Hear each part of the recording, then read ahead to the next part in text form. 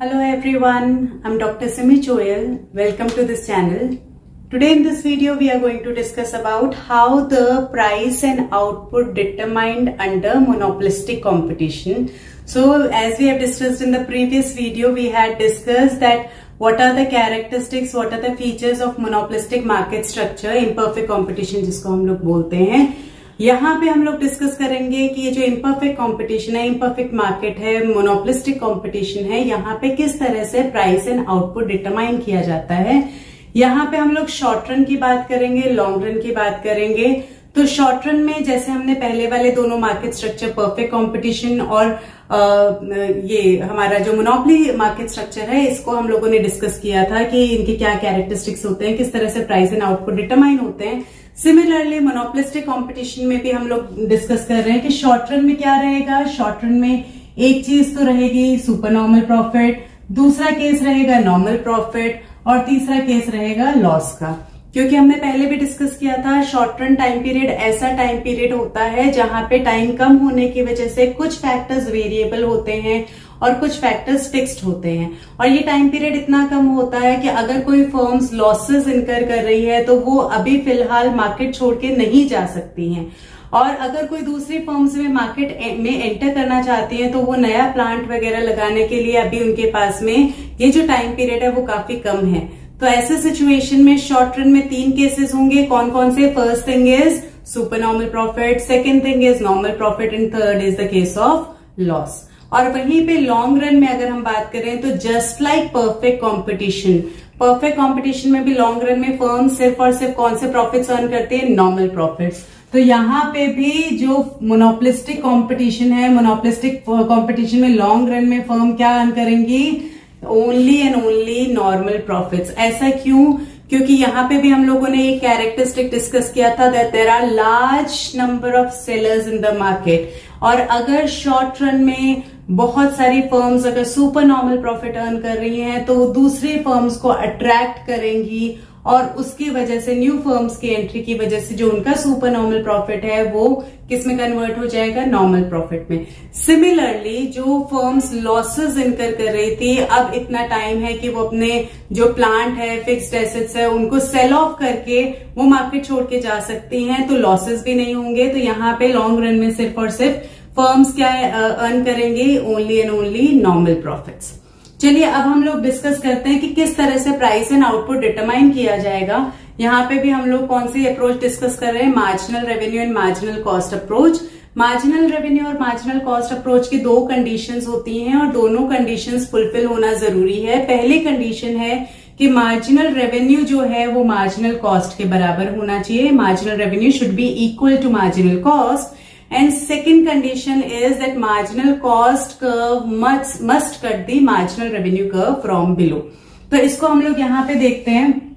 यहाँ पे x axis पे हमारा आउटपुट है, क्वांटिटी है. y एक्सिस पे हम लोगों ने शो किया है कॉस्ट एंड रेवेन्यू. AR क्या है? AR डिमांड कर्व है. यहाँ पे देखिए हाईली इलास्टिक डिमांड कर्व है. This is more flatter in comparison to monopoly. Monopoly market में भी डाउनवर्ड स्लोपिंग कर्व होता है, AR कर्व डाउनवर्ड स्लोपिंग होता है, लेकिन वो हाईली इनइलास्टिक होता है क्योंकि मार्केट में और कोई सब्स्टिट्यूट नहीं है और कोई सेलर नहीं है, तो इसलिए वहां पे जो डिमांड कर्व होता है हाईली इनइलास्टिक होता है. यहाँ पे जो डिमांड कर्व है वो क्या रहेगा? हाईली इलास्टिक रहेगा. Then we have this MR curve. MR curve is also downward sloping. अगर आपने पहले वाला वीडियो देखा है, नहीं देखा तो मैं इसमें आपको लिंक शेयर कर दूंगी. उसमें हमने रेवेन्यूज के बारे में डिस्कस किया था कि अगर आपका प्राइस मतलब AR, अगर प्राइस कांस्टेंट है तो ऐसे सिचुएशन में AR और MR सेम रहेगा, जो कि कौन से केस में होता है? वो परफेक्ट कंपटीशन के केस में होता है. लेकिन यहाँ पे क्या है? फर्म्स अपना प्राइस खुद तय कर सकती हैं. Little bit of control they have, although they have a huge amount of competition, cut throat competition है, तो यूजुअली वो लोग प्राइसेस बहुत फ्रीक्वेंटली चेंज नहीं करते हैं, नॉन प्राइस कंपटीशन की तरफ ज्यादा ध्यान देते हैं. लेकिन यहाँ पे इनका जो कर्व होता है वो क्या होता है? डाउनवर्ड स्लोपिंग कर्व ही होता है. बहुत सारे सेलर्स होने की वजह से इनको अपने कस्टमर्स लूज होने का डर ज्यादा रहता है, बिकॉज कस्टमर्स के पास में ऑप्शंस हैं, सब्स्टिट्यूट है.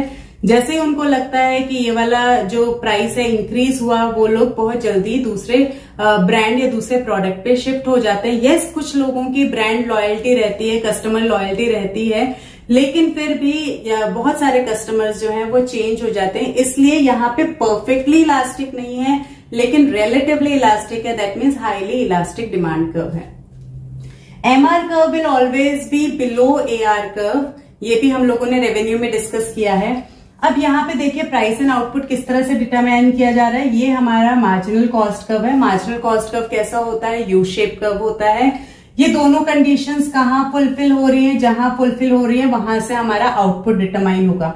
तो ये मार्जिनल कॉस्ट है, ये मार्जिनल रेवेन्यू। तो ये जो पॉइंट है, पॉइंट ई ऐसा पॉइंट है जहां पे दोनों कंडीशन सेटिस्फाई हो रही है। तो पॉइंट ई से हम लोगों ने एक लाइन ड्रॉ कर ली। ये हमारा क्या हो गया? ये हमारी क्वांटिटी हो गई, आउटपुट डिटरमाइन हो गया कि एक जो फर्म है वो कितना आउटपुट प्रोड्यूस करेगी, ये उसके लिए इक्विलिब्रियम हो गया। अब ये वाला जो पॉइंट ई है, इस पॉइंट से हम लोग इस लाइन को एक्सटेंड कर देंगे कहां तक? AR तक। AR क्या है? प्राइस है। तो जहां पे ये AR को टच कर रहा है वहां से हमने उसको Y एक्सिस से ज्वाइन कर दिया।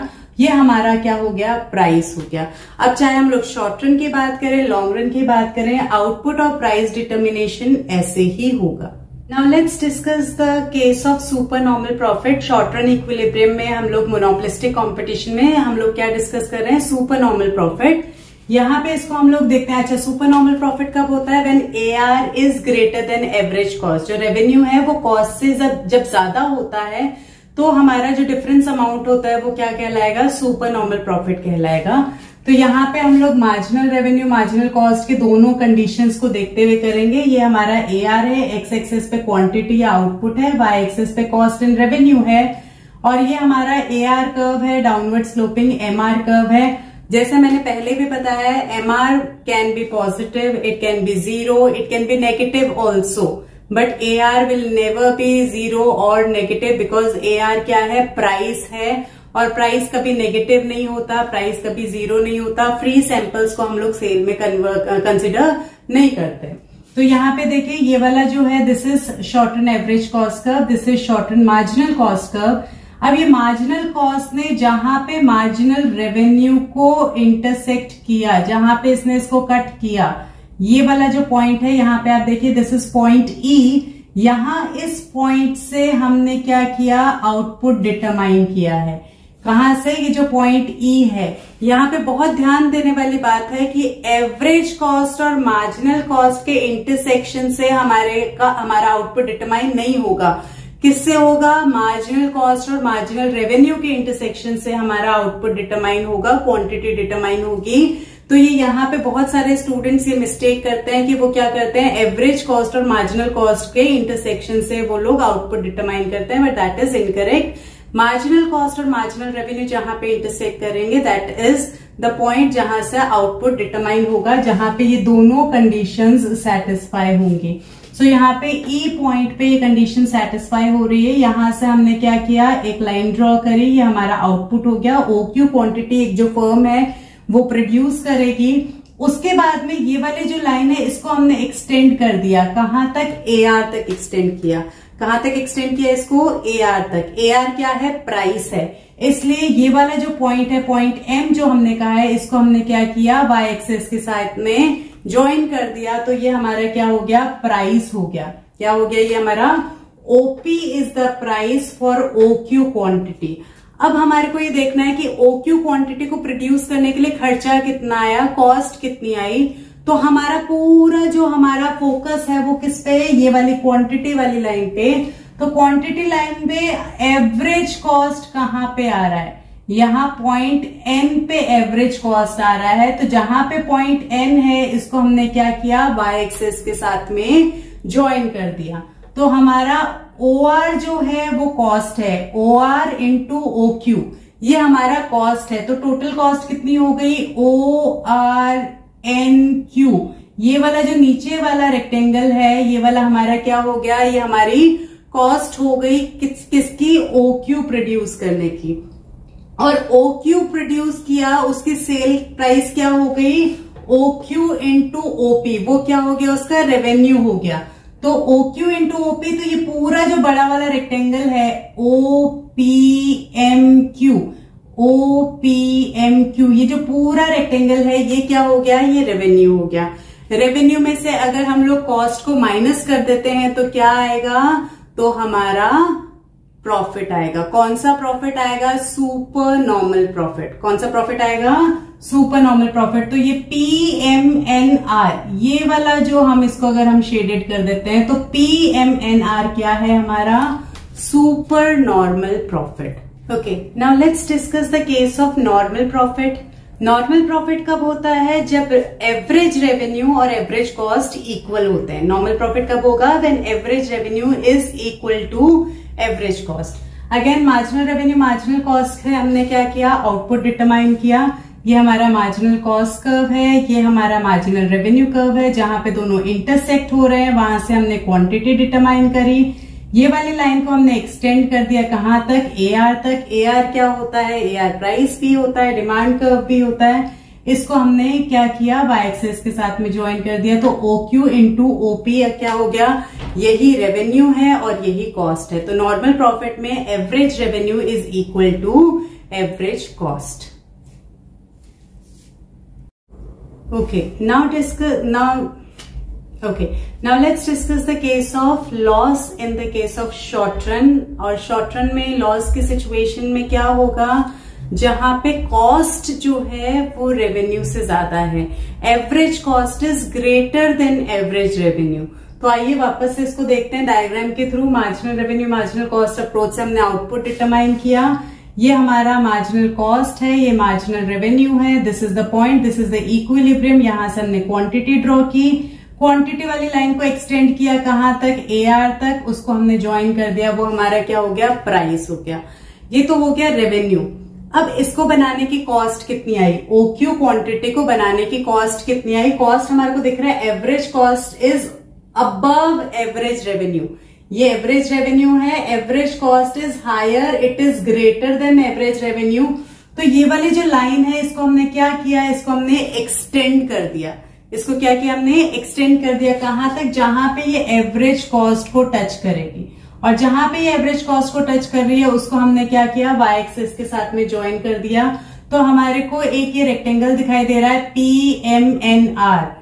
ये जो है इसको हम क्या कहेंगे, this is the condition of loss in the short run. तो शॉर्ट रन में क्या है, average cost is greater than average revenue.